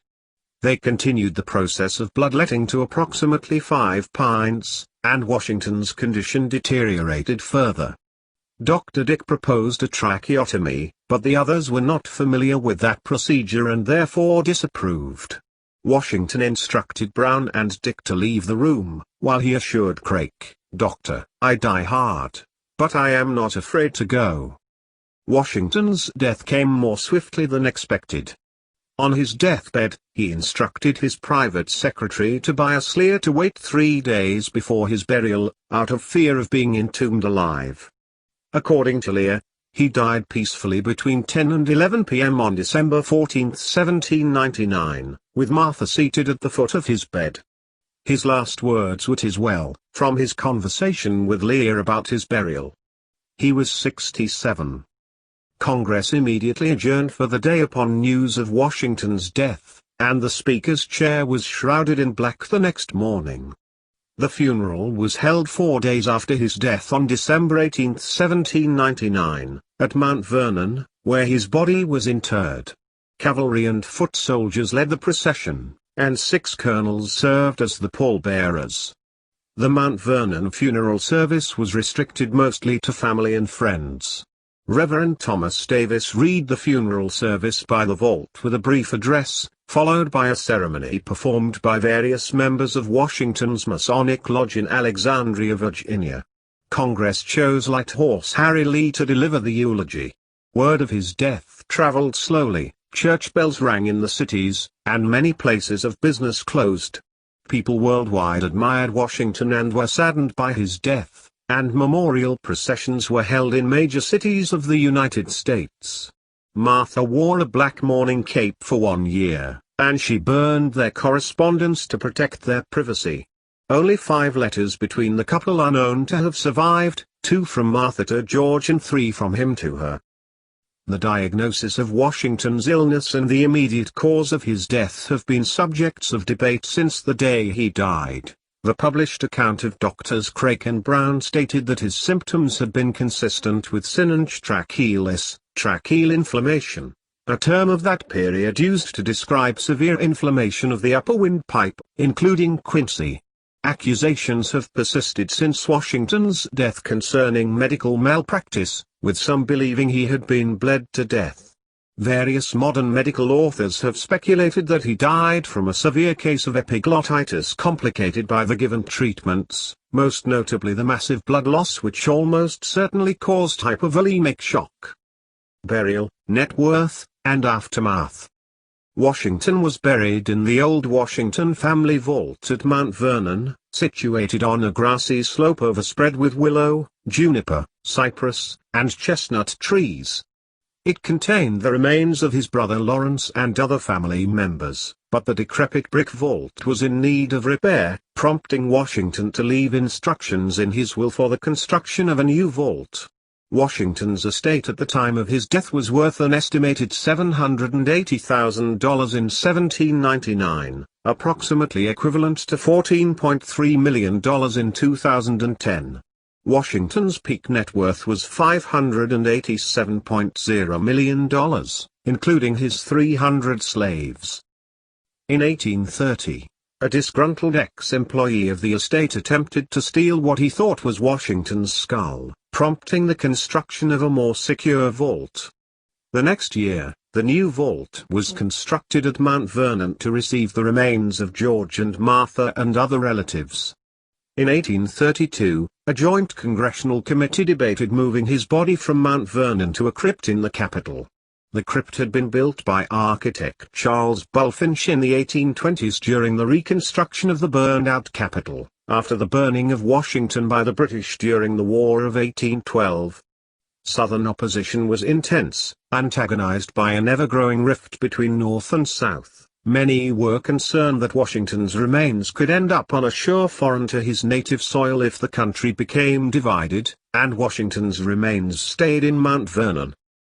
On October 7, 1837, Washington's remains were placed, still in the original lead coffin, within a marble sarcophagus designed by William Strickland and constructed by John Struthers earlier that year.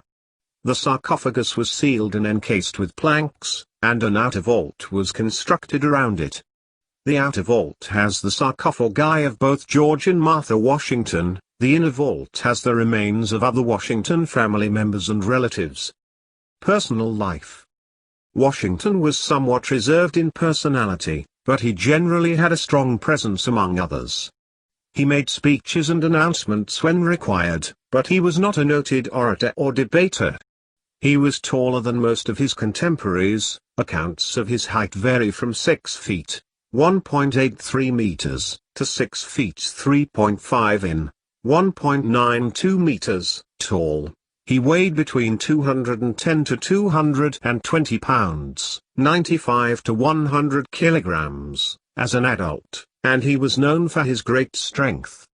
He had grey-blue eyes and reddish-brown hair which he wore powdered in the fashion of the day. He had a rugged and dominating presence, which garnered respect from his male peers. Washington suffered frequently from severe tooth decay and ultimately lost all his teeth but one.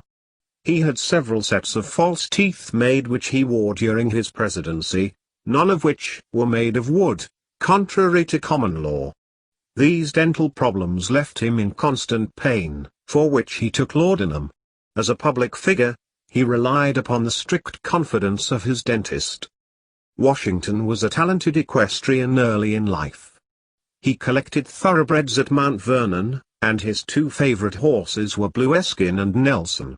Fellow Virginian Thomas Jefferson said Washington was the best horseman of his age and the most graceful figure that could be seen on horseback. He also hunted foxes, deer, ducks, and other game. He was an excellent dancer and attended the theater frequently. He drank in moderation but was morally opposed to excessive drinking, smoking tobacco, gambling, and profanity. Religion and Freemasonry.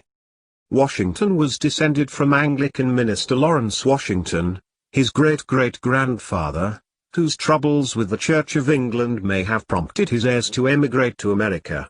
Washington was baptized as an infant in April 1732 and became a devoted member of the Church of England, the Anglican Church.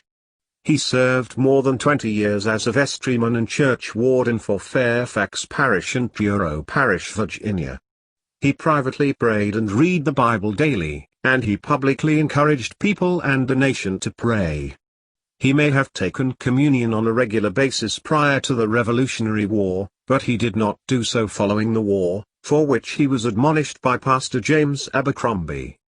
Washington believed in a wise, inscrutable, and irresistible Creator God who was active in the universe, contrary to deistic thought. He referred to God by the Enlightenment terms Providence, the Creator, or the Almighty, and also as the Divine Author or the Supreme Being. He believed in a divine power who watched over battlefields, was involved in the outcome of war, was protecting his life, and was involved in American politics, and specifically in the creation of the United States. Modern historian Ron Chernow has posited that Washington avoided evangelistic Christianity or hellfire and brimstone speech along with communion and anything inclined to flaunt his religiosity.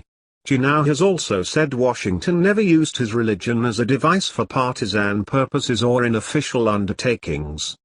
No mention of Jesus Christ appears in his private correspondence, and such references are rare in his public writings. He frequently quoted from the Bible or paraphrased it, and often referred to the Anglican Book of Common Prayer. There is debate on whether he is best classed as a Christian or a theistic rationalist, or both. Washington emphasized religious toleration in a nation with numerous denominations and religions. He publicly attended services of different Christian denominations and prohibited anti-Catholic celebrations in the army. He engaged workers at Mount Vernon without regard for religious belief or affiliation. While president, he acknowledged major religious sects and gave speeches on religious toleration. He was distinctly rooted in the ideas, values, and modes of thinking of the Enlightenment, but he harbored no contempt of organized Christianity and its clergy, being no bigot myself to any mode of worship. In 1793, speaking to members of the new church in Baltimore, Washington proclaimed, "We have abundant reason to rejoice that in this land the light of truth and reason has triumphed over the power of bigotry and superstition." Freemasonry was a widely accepted institution in the late 18th century. Known for advocating moral teachings, Washington was attracted to the Masons' dedication to the Enlightenment principles of rationality, reason, and brotherhood. The American Masonic lodges did not share the anti-clerical perspective of the controversial European lodges. A Masonic lodge was established in Fredericksburg in September 1752, and Washington was initiated 2 months later at the age of 20 as one of its first entered apprentices. Within a year, he progressed through its ranks to become the Master Mason. Washington had a high regard for the Masonic order, but his personal lodge attendance was sporadic. In 1777, a convention of Virginia lodges asked him to be the Grand Master of the newly established Grand Lodge of Virginia, but he declined due to his commitments leading the Continental Army. After 1782, he corresponded frequently with Masonic lodges and members, and he was listed as Master in the Virginia Charter of Alexandria Lodge No. 22 in 1788. Slavery. In Washington's lifetime, slavery was deeply ingrained in the economic and social fabric of Virginia. Washington owned and worked African slaves his entire adult life. He acquired them through inheritance, gained control of 84 dower slaves on his marriage to Martha, and purchased at least 71 slaves between 1752 and 1773. His early views on slavery were no different from any Virginia planter of the time. He demonstrated no moral qualms about the institution and referred to his slaves as a species of property. From the 1760s his attitudes underwent a slow evolution. The first doubts were prompted by his transition from tobacco to grain crops, which left him with a costly surplus of slaves, causing him to question the economic efficiency of the system. His growing disillusionment with the institution was spurred by the principles of the American Revolution and revolutionary friends such as Lafayette and Hamilton. Most historians agree the Revolution was central to the evolution of Washington's attitudes on slavery. After 1783, Kenneth Morgan writes, Washington began to express inattentions about the problem of slavery more frequently, though always in private. The many contemporary reports of slave treatment at Mount Vernon are varied and conflicting. Historian Kenneth Morgan, 2000, maintains that Washington was frugal on spending for clothes and bedding for his slaves, and only provided them with just enough food, and that he maintained strict control over his slaves, instructing his overseers to keep them working hard from dawn to dusk year-round. However, historian Dorothy Tahig, 2001, said, food, clothing, and housing seem to have been at least adequate.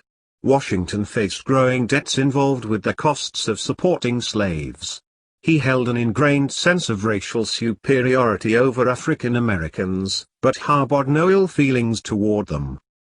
Some slave families worked at different locations on the plantation but were allowed to visit one another on their days off. Washington's slaves received 2 hours off for meals during the workday, and given time off on Sundays and religious holidays. Washington frequently cared for ill or injured slaves personally, and he provided physicians and midwives and had his slaves inoculated for smallpox. In May 1796, Martha's personal and favorite slave owner Judge escaped to Portsmouth. At Martha's behest, Washington attempted to capture owner, using a Treasury agent, but this effort failed. In February 1797, Washington's personal slave Hercules escaped to Philadelphia and was never found. Some accounts report that Washington opposed flogging, but at times sanctioned its use, generally as a last resort, on both male and female slaves. Washington used both reward and punishment to encourage discipline and productivity in his slaves. He tried appealing to an individual's sense of pride, gave better blankets and clothing to the most deserving, and motivated his slaves with cash rewards. He believed watchfulness and admonition to be often better deterrents against transgressions, but would punish those who will not do their duty by fair means. Punishment ranged in severity from demotion back to field work, through whipping and beatings, to permanent separation from friends and family by sale. Historian Ronja now maintains that overseers were required to warn slaves before resorting to the lash and required Washington's written permission before whipping, though his extended absences did not always permit this. Washington remained dependent on slave labor to work his farms and negotiated the purchase of more slaves in 1786 and 1787. In February 1786, Washington took a census of Mount Vernon and recorded 224 slaves. By 1799, slaves at Mount Vernon totaled 317, including 143 children. Washington owned 124 slaves, leased 40, and held 153 for his wife's dower interest. Washington supported many slaves who were too young or too old to work, greatly increasing Mount Vernon's slave population and causing the plantation to operate at a loss. Abolition and Emancipation. Based on his letters, diary, documents, accounts from colleagues, employees, friends and visitors, Washington slowly developed a cautious sympathy toward abolitionism that eventually ended with the emancipation of his own slaves. As president, he kept publicly silent on slavery, believing it was a nationally divisive issue that could destroy the Union. In a 1778 letter to Washington, he made clear his desire to get quit of Negroes when discussing the exchange of slaves for land he wanted to buy. The next year, he stated his intention not to separate families as a result of a change of masters. During the 1780s, Washington privately expressed his support for gradual emancipation of slaves. Between 1783 and 1786 he gave moral support to a plan proposed by Lafayette to purchase land and free slaves to work on it, but declined to participate in the experiment. Washington privately expressed support for emancipation to prominent Methodists Thomas Coke and Francis Asbury in 1785, but declined to sign their petition. In personal correspondence the next year, he made clear his desire to see the institution of slavery ended by a gradual legislative process, a view that correlated with the mainstream anti-slavery literature published in the 1780s that Washington possessed. He significantly reduced his purchases of slaves after the war, but continued to acquire them in small numbers. In 1788, Washington declined a suggestion from a leading French abolitionist, Jacques Brissot, to establish an abolitionist society in Virginia, stating that although he supported the idea, the time was not yet right to confront the issue. The historian Henry Wensek, 2003, believes, based on a remark that appears in the notebook of his biographer David Humphreys, that Washington considered making a public statement by freeing his slaves on the eve of his presidency in 1789. The historian Philip D. Morgan, 2005, disagrees, believing the remark was a private expression of remorse at his inability to free his slaves. Other historians agree with Morgan that Washington was determined not to risk national unity over an issue as divisive as slavery. Washington never responded to any of the anti-slavery petitions he received, and the subject was not mentioned in either his last address to Congress or his farewell address. The first clear indication that Washington was seriously intending to free his own slaves appears in a letter written to his secretary, Tobias Lear, in 1794. Washington instructed Lear to find buyers for his land in Western Virginia, explaining in a private coda that he was doing so to liberate a certain species of property which I possess, very repugnantly to my own feelings. The plan, along with others Washington considered in 1795 and 1796, could not be realized because of his failure to find buyers for his land, his reluctance to break up slave families and the refusal of the Custis heirs to help prevent such separations by freeing their dour slaves at the same time. On July 9, 1799, Washington finished making his last will. The longest provision concerned slavery. All his slaves were to be freed after the death of his wife Martha. Washington said he did not free them immediately because his slaves intermarried with his wife's dour slaves. He forbade their sale or transportation out of Virginia. His will provided that old and young freed people be taken care of indefinitely, younger ones were to be taught to read and write and placed in suitable occupations. Washington freed more than 160 slaves, including 25 he had acquired from his wife's brother in payment of a debt freed by graduation. He was among the few large slave-holding Virginians during the Revolutionary era who emancipated their slaves. On January 1, 1801, 1 year after George Washington's death, Martha Washington signed an order freeing his slaves. Many of them, having never strayed far from Mount Vernon, were naturally reluctant to try their luck elsewhere. Others refused to abandon spouses or children still held as dour slaves, the Custis estate, and also stayed with or near Martha. Following George Washington's instructions in his will, funds were used to feed and clothe the young, aged, and sickly slaves until the early 1830s. Historical reputation and legacy.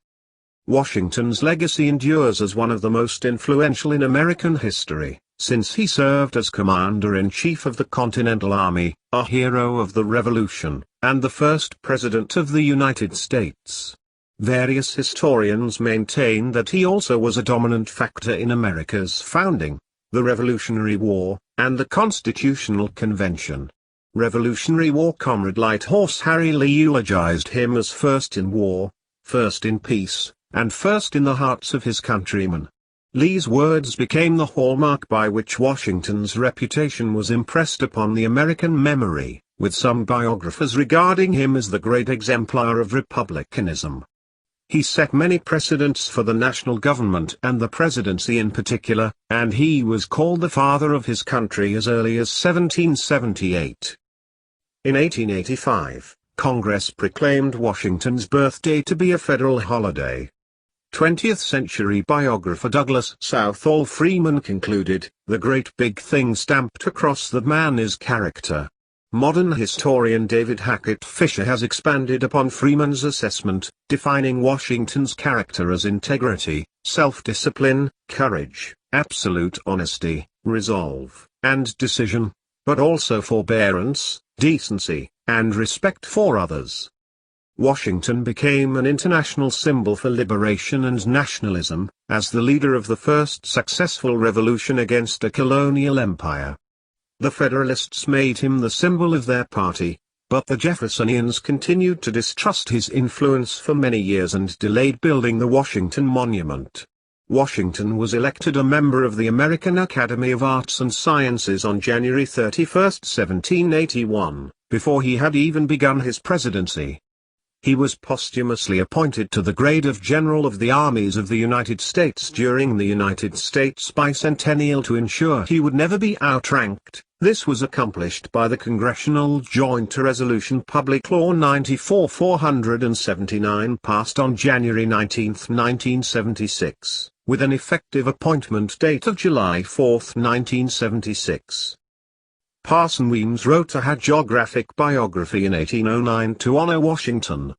Historian Ron Janau maintains that Weems attempted to humanize Washington, making him look less stern, and to inspire patriotism and morality and to foster enduring myths, such as Washington's refusal to lie about damaging his father's cherry tree.